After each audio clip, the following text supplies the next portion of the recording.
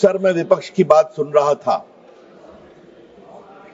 मुझे उनके तर्क को समझने में थोड़ी कठिनाई हो रही है। वक्फ बिल में संशोधन होना चाहिए, लेकिन नहीं भी होना चाहिए। ये दोनों तर्क कैसे चलेगा? सबसे पहले बात थोड़ा संविधान की कर लेते हैं। आजकल लाल किताब बहुत घूमती है। जब भी कोई विषय होता है, संविधान की लाल किताब दिखाते हैं। सर, हम संविधान की हरी किताब लेकर के आए हैं जो संसद में रखी हुई है, तो मैं इसी को दिखाऊंगा आज। सर, भारत के संविधान के मौलिक अधिकार में धारा 15 है। धारा 15 में लिखा हुआ है कि महिलाओं के साथ कोई विभेद नहीं होगा और सरकार महिलाओं के विकास के लिए कानून बना सकती है। तो अगर यह वक्फ बिल देश की खवातीनों के विकास के लिए, वक्फ में उनकी भूमिका के लिए यह कानून लाया जा रहा है, तो यह कानून गैर संवैधानिक कैसे हो गया भाई? सर, संविधान की धारा 15 में यह भी लिखा हुआ है कि सामाजिक रूप से पिछड़े वर्ग के लोगों के विकास के लिए सरकार कार्रवाई कर सकती है। यह सच्चाई है। Honorable member, please. मैं जिस प्रदेश से आता हूं, Honorable member, please be seated. Honorable member, sir, जरा लोगों को बैठा please be seated. Honorable member, जरा बैठ जाए। मैं भी आग्रह करूंगा। sit back to the chair. Please be seated. Venugopal जी, जरा मैं बोल रहा हूं, आप भी सुन लीजिए। Mister Venugopal, Yes. Mister Venugopal ji, I am speaking, kindly have some attention to me. बैठिए। सर, मैं ये कह रहा था कि मैं जिस प्रदेश बिहार से आता हूं, वहां बहुत सारे पिछड़े मुसलमान हैं। उत्तर प्रदेश में भी है, पसमंदा कहते हैं हम, कई कैटेगरी के हैं। उनको वक्फ के मैनेजमेंट में अवसर नहीं मिलता। और अगर संविधान की धारा 15 के आलोक में इस बिल में इस बात का प्रावधान किया जा रहा है कि पिछड़े मुसलमानों को भी वक्फ में जगह दी जाएगी, उनको जगह दी जाएगी, तो परेशानी क्यों है इनको? और सर, जहां तक सर सवाल है सर, मैं ये बताना चाहता हूं कि संविधान की दुहाई का जवाब मैं संविधान से ही दे रहा हूं। ये वक्फ में जो संशोधन हो रहा है, वो मौलिक अधिकार की धारा 15 में उसकी अनुमति मिलती है।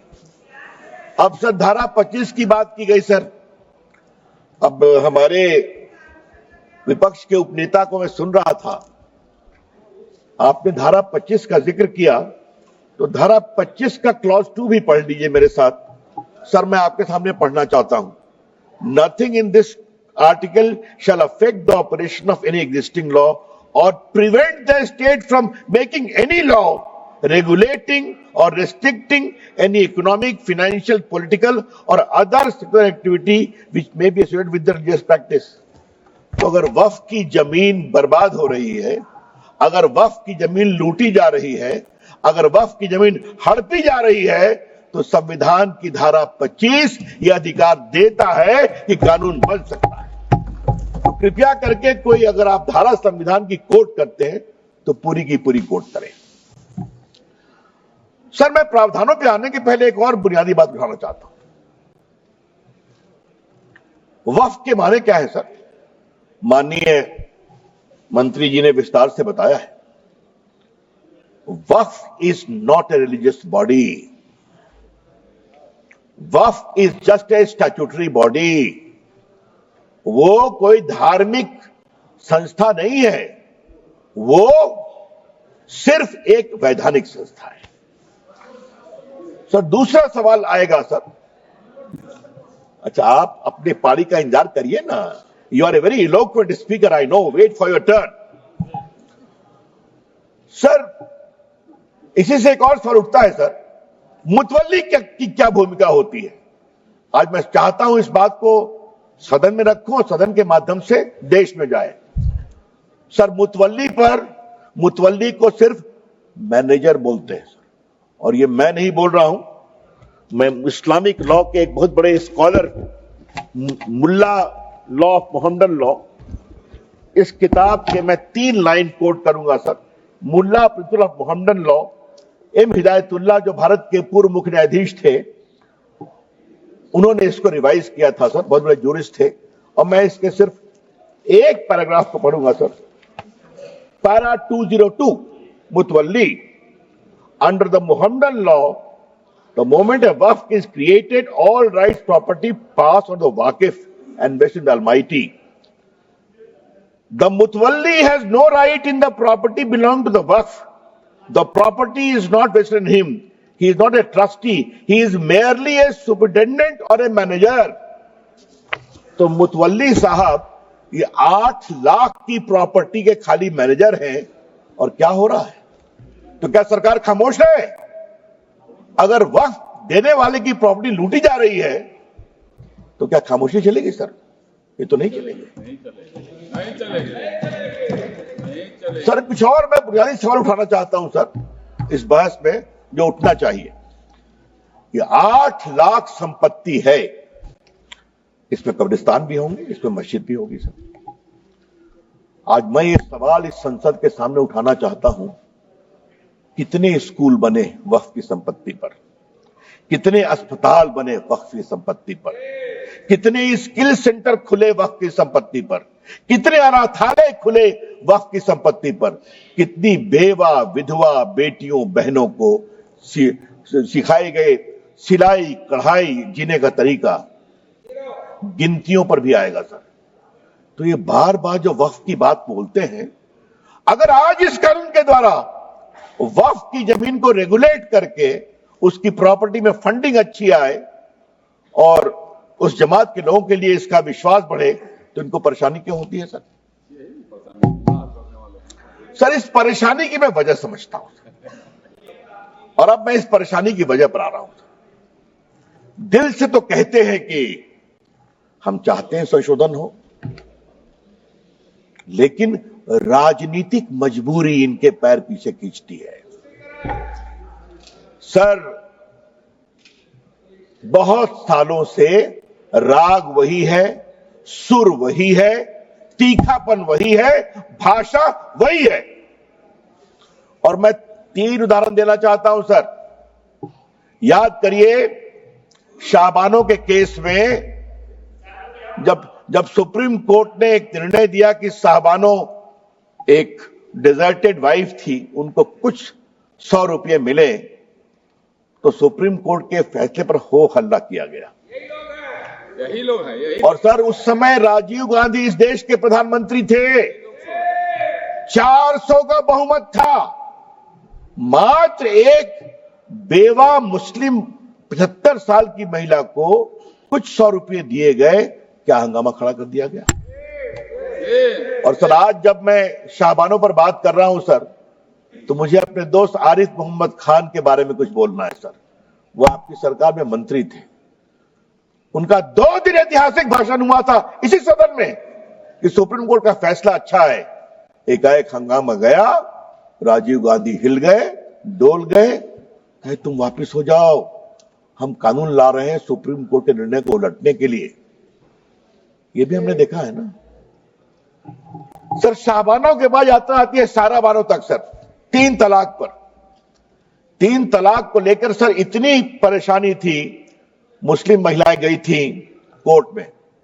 और सर मैं हाउस में आज कहना चाहता हूं, 2 साल तक इनकी सरकार ने सुप्रीम कोर्ट में जवाब नहीं फाइल किया, ताकि मामला लटकता रहे।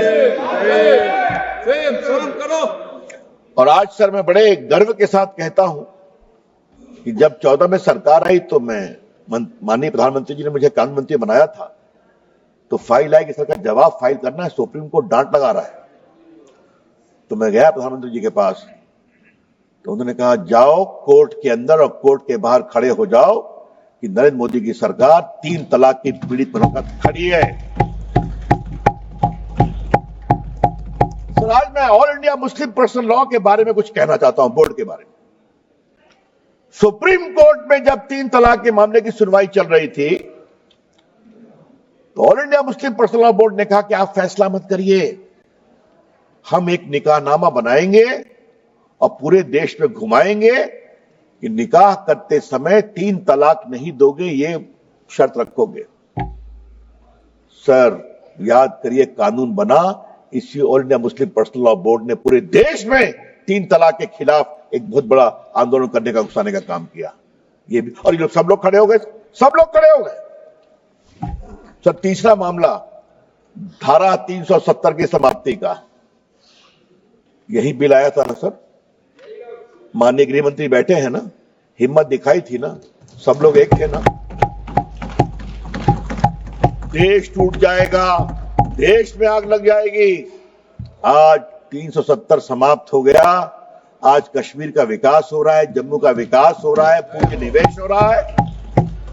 और सर याद करिए, अभी जो चुनाव हुआ है, एक भी बूथ पर रिपोल नहीं हुआ। जो उमर अब्दुल्ला की सरकार बनी है, जहां पाकिस्तानी झंडे लहराते थे, आज वहां लाल चौक में तिरंगा लहराता है और भारत माता की जय बोलते हैं। सर ये बात मैं क्यों बोल रहा हूं? सर ये बात मैं क्यों कह रहा हूं? सर मैंने 86 से 20 तक की कहानी बताई। स्वर वही है, सुर वही है, तलखी वही है, चाहे संशोधन लाओ वक्फ में, चाहे लाओ 370 में। तो हम ये भी कहना चाहते हैं कि अब ये नहीं चलेगा, और बड़ी जिम्मेदारी से कहना चाहता हूं। सर एक सवाल उठाने की इच्छा होती है, वोट बैंक के लिए देश कहां तक जाएगा? क्यों जाना चाहिए? सर आप याद करिए, मैं कहना चाहता हूं, सीए पर क्या क्या तूफान खड़ा किया गया।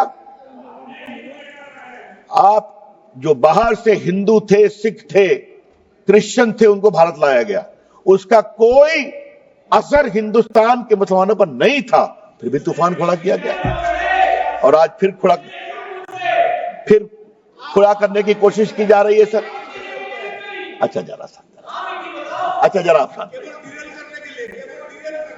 अरे धर्मेंद्र जी कभी तो हमको सुन लिया कीजिए, अखिलेश जी सुनते हैं, आप नहीं सुनते, यही समस्या है। सुनिए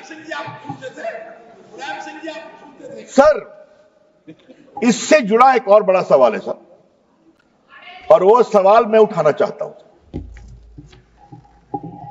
मुस्लिम जमात इस देश के लोग हैं, जितना हिंदुओं का उतना आपका है, कोई शक नहीं है। लेकिन मुस्लिम जमात के आदर्श कौन होंगे? क्या मुस्लिम जमात के आदर्श वोटों की दलाली करने वाले, सौदागरी करने वाले होंगे?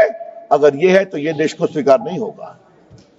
हम बहुत विनम्रता से कहना चाहते हैं, मुस्लिम समाज के आदर्श होंगे मौलाना अबुल कलाम आजाद, डॉक्टर एपीजे कलाम, अब्दुल हमीद, अशफाकुल्लाह खान, रसखान, कबीर, मलिक मोहम्मद जायसी। जब मोहम्मद शमी फास्ट बॉलिंग करके आउट करता है, पूरा देश ताली बजाता है। और जब सानिया मिर्जा टेनिस में भारत का नाम ऊंचा करती है, हम सभी खुश होते हैं। ये तय करना पड़ेगा। हमें लगा था कि 25-30 साल के बाद वोटों की सौदागरी कुछ बंद होगी, लेकिन अभी तक बंद नहीं है। कभी तो आप लोग निकलिए उससे बाहर। ये देश बदल रहा है और उनकी संख्या देख रहे हैं। कांग्रेस कहां थी, कहां चली आई? अखिलेश जी देखिए आप। और सर एक बात और मैं आज बताना जरूरी है सदन के स्मृति के लिए, राजीव गांधी को 400 सीट मिली, शाहबानों में वो इन लोगों के सामने झुके। उसके बाद आज तक कांग्रेस को बहुमत नहीं मिला। याद करिए आप, देश की हवा कहां बह रही है समझिए अखिलेश बाबू। और हमको आप इतना आलोचना करते हैं, नरेंद्र मोदी जी को एक बार पूर्ण बहुमत मिला, दूसरी बार पूर्ण बहुमत मिला। आप लोगों ने संविधान का कुछ मिसलीड करके, धोखाधड़ी करके यूपी में कुछ गड़बड़ किया, जनता को समझ में आ गया तो हरियाणा जिता दिया, फिर आपके महाराष्ट्र जिता दिया, फिर दिल्ली जिता दिया, और अब बिहार भी जिताने वाले निश्चित रहिए आप।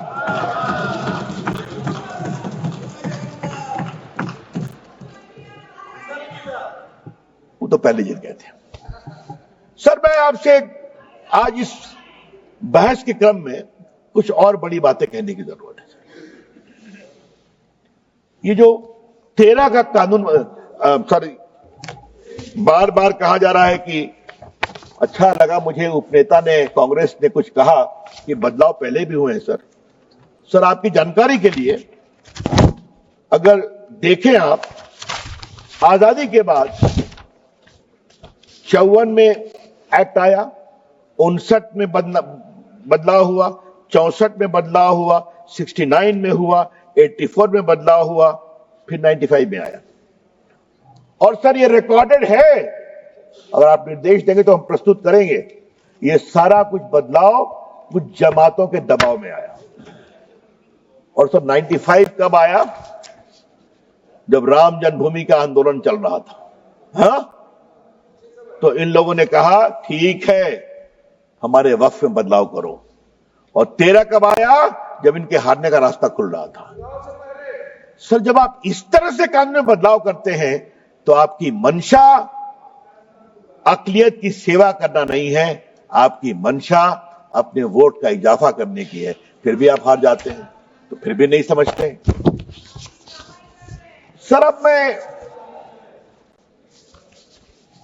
इसकी आवाज मैं सुन रहा हूं, अपने प्रदेश की है क्या? चलिए आपके मित्र की बेटी आपके मित्र की बेटी। सर अब मैं कुछ संपत्ति पर आता हूं। ये 8 लाख संपत्ति है, दुनिया की सबसे बड़ी संपत्ति है सर। और सर मुतवल्ली उसको मैनेज करता है, मैंने दिखा दिया वो मैनेजर है। मैनेजर की अकाउंटेबिलिटी होती है कि नहीं? और सर मैं पटना साहिब का सांसद हूं सर। हमारे क्षेत्र में गर्दनी बाग में सर एक सरकारी जमीन पर तालाब है जहां लोग छठ में अर्घ देते हैं सर। हाई कोर्ट में सरकार ने कहा कि यह सरकारी जमीन है, और वहां से 5-7 किलोमीटर दूर एक कब्रिस्तान है, 1920 का रिकॉर्डेड। कुछ लोग कहते हैं ये हमारा वक्फ है, हर बार छठ में खड़े हो जाते हैं। फतवा में यही काम किया। अभी तो सर मैं अभी तो 113 बात की गई दिल्ली की, मैं सुन रहा था उन्होंने कहा जो फोर्ट विलियम है ना कलकत्ता में सेना का कमांड, वो भी हमारा वक्फ है। अब आगे तो कहेंगे कि पूरा हिंदुस्तान वक्फ है, तो क्या हमारे यहां तो हमारे सम्राट हुए थे? क्या देश ऐसे ही चलेगा क्या?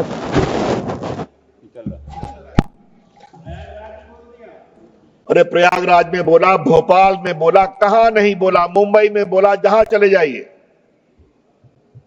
सर ये देश ऐसे नहीं चलेगा।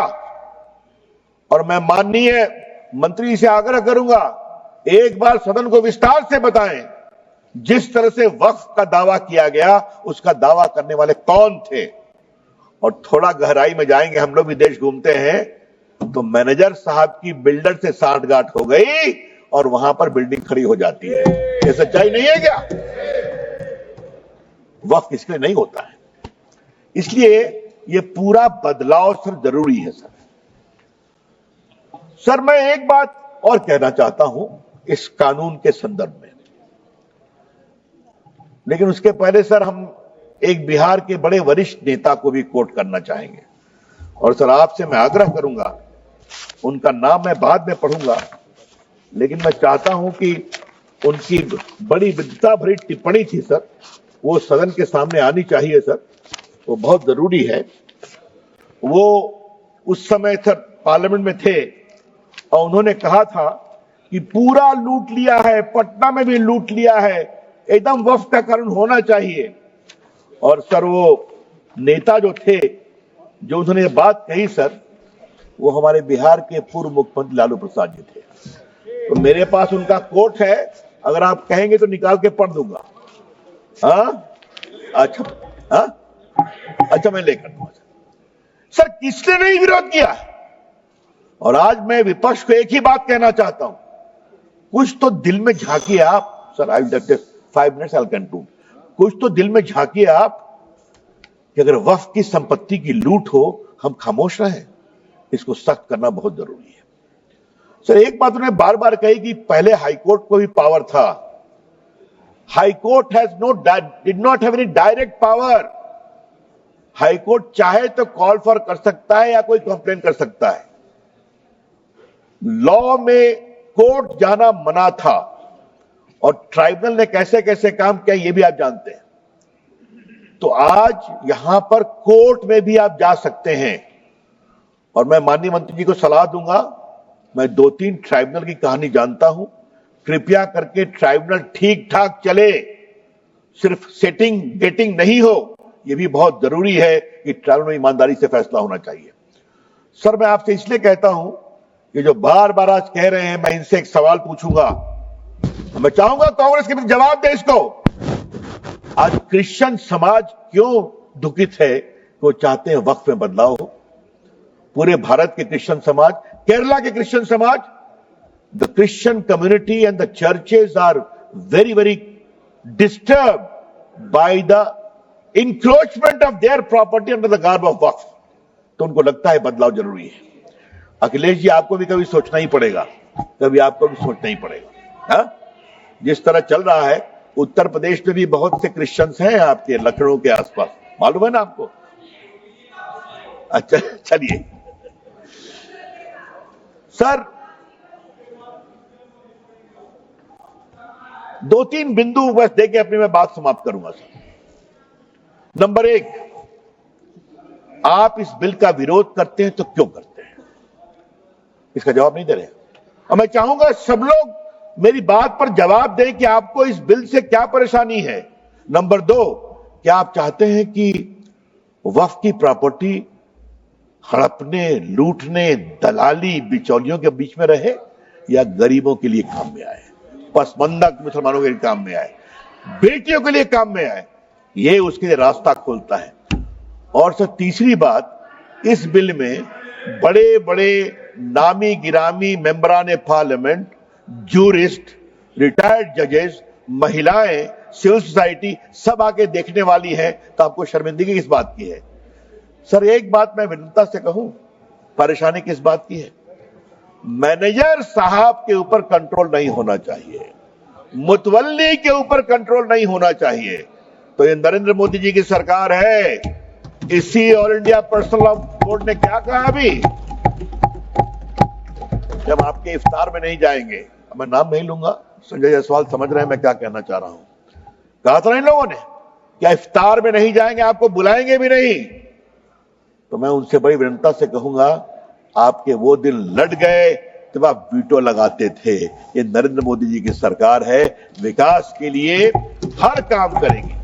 और बस सर, एक अंतिम बात कह के अपनी बात समाप्त कर रहा हूं। बस एक पॉइंट, हमारे ऊपर इन्होंने बहुत आरोप लगाया, एक लगाते, हारते जा रहे हैं, फिर भी भाषा वही है। लेकिन सर, मैं एक बात कहूं, अगर नरेंद्र मोदी की सरकार कहती है सबका साथ, सबका विकास, सबका प्रयास, तो इस बात को हमें गर्व है। अगर गैस दिया तो क्या हिंदू मुसलमान में कोई फर्क किया? अगर शौचालय बनाया तो कहा हिंदू मुसलमान में फर्क करना है? अगर सड़कें बनी तो क्या यह कहा कि मुस्लिम गांव से सड़क नहीं जाएगी? वोट दो या न दो, हम जब सत्ता में हैं तो पूरे हिंदुस्तान को एक नजर से देखेंगे। सर, जिस प्रदेश से हम आते हैं, जहां से गिरिराज जी भी आते हैं, वहां एक बहुत बड़ा चलता है मामला सर, इनने सड़क मत बना ही, यहां वोट ना मिल रही है ना? ये हम नहीं करते, हम सबको एक नजर से देखते हैं, वोट दो या न दो। इसलिए कभी कभी आप कुछ तो हमसे सीखिए, ये देश के हित में है सर। मैं मोदी जी का अभिनंदन करता हूं, मंत्री जी का अभिनंदन करता हूं, गृह मंत्री जी का अभिनंदन करता हूं। हम ये बदलेंगे देश के लिए, अक़लियत के लिए, खवातीनों के लिए। बहुत बहुत धन्यवाद।